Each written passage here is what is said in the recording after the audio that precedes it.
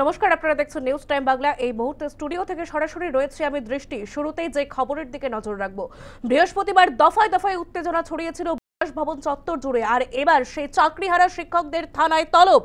5 শিক্ষককে চিহ্নিত করে থানায় তলব। 21 মে হাজরার নির্দেশ বিধাননগর উত্তর থানায়।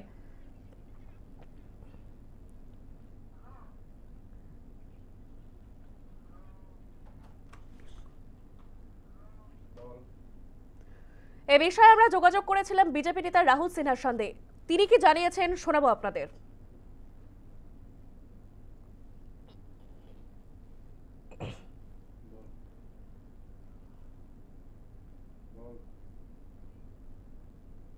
শিক্ষকদের উপর জাতীয় মেরুদণ্ডের উপর আঘাত আনলো, সেই মস্তান আর পুলিশদের চিহ্নিত করে তাদের বিরুদ্ধে ফৌজদারি মামলা লাগানো দরকার।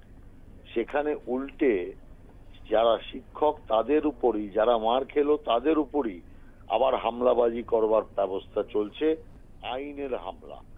অতএব এর থেকে বোঝা যাচ্ছে যে কিভাবে এই সরকার আইনের দুরুপযোগ করছে এবং শিক্ষকদের রাস্তায় বসানোর জন্য দায়ী যে সরকার, সেই সরকারই এখন শিক্ষকদের যেন তেন প্রকারে রাস্তা থেকে তুলতে চাইছে।